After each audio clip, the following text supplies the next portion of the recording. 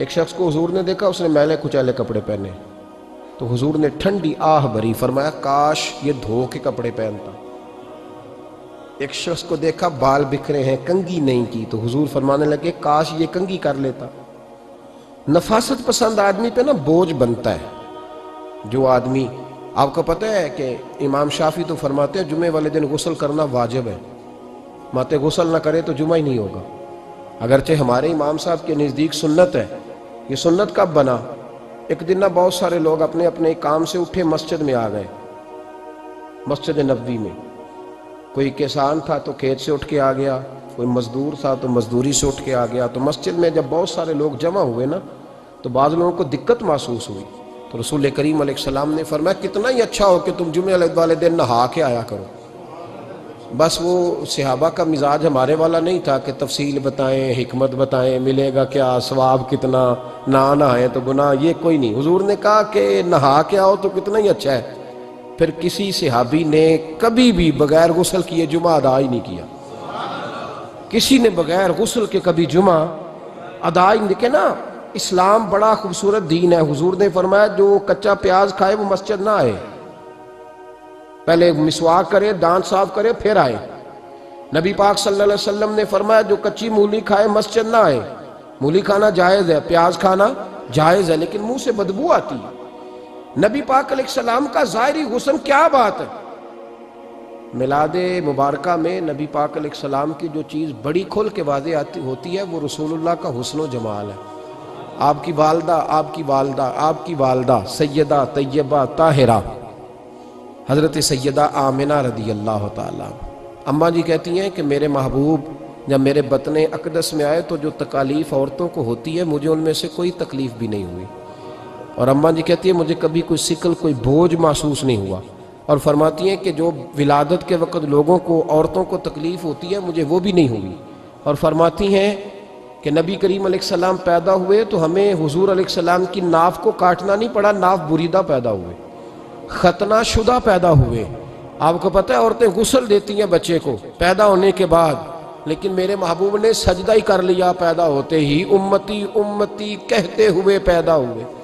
حق نے فرمایا کہ بخشا الصلاۃ والسلام، اور پہلے سجدے پر روز ازل سے درود۔ میرے امام فاضل بریلوی کا جو انداز تکلم ہے نا، اس کی بھی حد ہی کوئی نہیں، کوئی حد ہی نہیں، کہاں تک ان کی محبت جاتی۔ کہنے لگے پہلے سجدے پہ روز ازل سے درود، یادگاری یہ امت پہ لاکھوں سلام، یادگاری یہ امت پہ لاکھوں سلام۔ بتائیے بغیر وضو کے، بغیر غسل کے سجدہ ہو جاتا ہے؟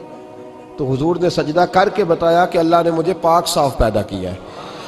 نبی پاک صلی اللہ علیہ وسلم کی والدہ نے جب یہ باتیں ارشاد فرمائیں تو لوگوں نے پوچھا ان سے کہ اماں جی پھر آپ ایک جملے میں بتائیں کہ ماجرا سارا کیا تھا، آخر ایک ولادت تو ہوئی نا، آپ کے وجود اطہر سے ایک بچہ تو نکلا، تو یہ کیا تھا؟ تو سیدہ آمنہ فرمانے لگی خارج منی نور، بس میرے وجود سے ایک نور نکلا ہے، بس میرے وجود سے ایک، اور روشنی آتی جاتی ہے تو کسی کو تکلیف نہیں دیتی، ایک نور نکلا۔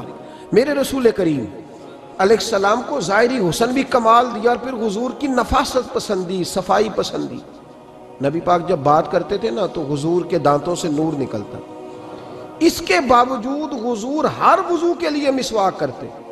میں نے ہر نماز کے لیے نہیں کہا، میں اپنے لفظوں کا ذمہ دار ہوں۔ کس کے لیے بولے آپ حضرات؟ ہر وضو کے لیے، یعنی اگر نبی پاک نے وضو نماز کے لیے کیا تب بھی مسواک کی، اور اگر قرآن شریف کی تلاوت کے لیے کیا تو پھر بھی مسواک کی، کسی اور موقع کے لیے وضو فرمایا تو پھر بھی مسواک کی۔ اور سیدہ عائشہ فرماتی ہے جب بھی حضور گھر سے نکلنے لگتے پہلے مسواک فرماتے، حالانکہ رسول پاک کے دندان اقدس تو نور والے تھے، ضرورت ہی نہیں تھی۔ ہماری تعلیم کے لیے نفاست پسندی۔ ایک بات میں نے شروع کرنی ہے پر آپ نے ناراض نہیں ہونا، پہلے وعدہ کر لیں، جڑے نہیں بولے انہوں نے کی ارادہ ہے ہو جانا ہے، چلو ہو جائے، کوئی گل نہیں، خیر ہے، ہو جائیں آپ ناراض۔ نبی پاک نے بڑی مونچھیں نہیں پسند کی، حضور کو اچھی نہیں لگتی تھی۔ ایک بات پوچھتا ہوں آپ سے، یہ درد دل ہے میرا اور صرف سمجھانے کے لیے عرض کر رہا ہوں، کوئی تنقید نہیں، اللہ تعالیٰ مجھے نیت کا وضو عطا کرے۔ ایک بات بتانا، اگر بہو کھانا پکا کے لائے اور سالن سے بال نکل آئے تو پھر اس کا کیا حال ہوتا ہے؟ کئی تو بوڑھے پلیٹ اٹھا کے دیوار میں مارتے ہیں، ایسا ہی ہوتا ہے نا بھئی یہ کیا ہے؟ اور اگر کبھی روٹی سے نکل آئے تو بیوی صاحبہ کا کیا حال ہوتا ہے؟ یہ کوئی طریقہ ہے کھانا پکانے کا؟ اور اللہ تعالیٰ معاف کرے، اگر کبھی ہوٹل میں چلے جائیں امیر لوگ 15,000 کا ڈنر کرنے، تو وہاں کسی سالن کی پلیٹ سے بال نکل آئے تو پھر تو پیسے کیا دینے ہیں، پھر تو ان کو اور جرمانہ ہو جاتا ہے۔ یہ تو سارے بال نکل آئے تو مشکل، اور ویسے بھی جو نفاست ہے نا طبیعت کی، اس پر بوجھ بنتا ہے، بال کھانے میں ہو آٹے میں ہو تو بوجھ بنتا ہے۔ تو بڑی مونچھوں والا دوست بھائی بزرگ جب پانی پیے گا تو بال پانی میں جائیں گے کہ نہیں جائیں گے؟ حکیم اور ڈاکٹر کہتے ہیں کہ کینسر کے مرض کا خطرہ ہے۔ اب باقی بھی راضی نہ ہوں، حضور نے بڑی مونچھیں بھی پسند نہیں کی اور چھوٹی داڑھی بھی پسند نہیں کی۔ حضور نے فرمایا داڑھیاں بڑھاؤ، مونچھوں کو پست کرو، مشرکین کی مخالفت کرو۔ اور ایک مقام پہ رسول پاک علیہ السلام نے یہاں تک فرمایا کہ جو مونچھیں پست نہیں کرتا وہ ہم میں سے ہے ہی نہیں۔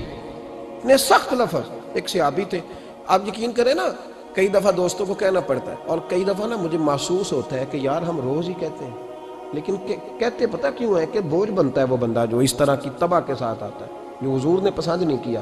ایک شخص نبی پاک کے سامنے آیا، قاضی عبدالدائم دائم صاحب نے لکھا ہے، بڑی خوبصورت بات لکھی ہے، کہنے لگے حضور کے سامنے وہ اکثر آیا کرتا تھا تو مونچھیں بڑی تھی، حالانکہ داڑھی بھی بڑی تھی، مونچھیں بھی بڑی تھی۔ 2-4 دفعہ حضور نے باتوں باتوں میں تحت اللفظ سمجھایا۔ کچھ بندے نہیں سمجھتے، تحت اللفظ سمجھاؤ یا بڑا کھول کھول کے سمجھاؤ پر بات سمجھنے کو تیار نہیں ہوتے۔ پتہ نہیں کیا ایسا حسن ہے بھئی، جو حسن نبی پاک نے پسند نہیں کیا وہ کبھی حسن ہو سکتا ہے، کبھی خوبصورتی ہو سکتی ہے، وہ کسی کا ذاتی کلچر تو ہو سکتا ہے پر دین کی تہذیب نہیں۔ نبی کریم علیہ السلام نے کئی دفعہ سمجھایا تو ان کی سمجھ میں بات نہ آئی۔ ایک دن وہ بیٹھے ہوئے تو حضور نے ایک صحابی سے فرمایا کینچی لاؤ۔ کہنے لگے میں سمجھ گیا کہ میرے ساتھ کچھ ہونے لگا ہے۔ ساتھ ہی حضور نے فرمایا ایک مسواک بھی لانا۔ کہنے لگے میں نے کہا بچت ہو گئی، میرے تو دانت صاف ہے۔ تو یہ شاید اس کی بات ہونے لگی ہے جس کے دانت بھی ٹھیک نہیں۔ دونوں چیزیں جب آ گئی نا تو حضور اٹھے اور نبی پاک نے مسواک ان کے ہونٹوں پہ رکھی، اسی سے آبی کی ہونٹوں کے اوپر مسواک رکھ کے تو اوپر سے حضور نے مونچھیں کاٹ لی۔ فرمایا یہ نہ ایسا کرو، یہ چیز مجھے پسند نہیں ہے۔ حضور نے نفاست پسندی کو، اب تو اللہ تعالیٰ خیر کرے ملانگا آ گئے ہیں مارکیٹ میں، ملنگ، درویشی، فقیری، اور ان کے پاس رش بھی زیادہ ہے، ان کے درباروں پہ بھی رش زیادہ ہے جی۔ کہتے ہیں حضرت صاحب درویش آدمی ہے۔ بھئی روٹی تو پورے ٹائم پہ کھاتا ہے، مونچھیں کٹوانے میں ہی درویش ہو گیا ہے، نہ بال کٹواتا ہے نہ مونچھیں کٹواتا ہے۔ یہ گرو نانک کی تعلیمات ہیں، یہ نبی پاک کی تعلیم نہیں۔ وجود کا کوئی بال نہ کٹوانا یہ سکھوں کا طریقہ ہے، مسلمانوں کا یہ انداز، یہ کدھر کی فقیری ہے؟ دین کوئی غلاظتوں والا ہے معاذ اللہ، کہ بابا کپڑے نہیں بدلتا، بابا غسل نہیں کرتا، بابا بال نہیں کٹواتا۔ بابا ہے، پاگل ہے، قطعی طور پر کوئی فقیری نہیں۔ فقیری صرف وہ ہے جو میرے نبی نے کیا ہے۔ السلام علیکم ناظرین، اسی طرح کے اسلامک ویڈیو دیکھنے اور سننے کے لیے ہمارے چینل کو سبسکرائب کریں۔ جزاک اللہ خیرا جزا۔ السلام علیکم ورحمۃ اللہ وبرکاتہ۔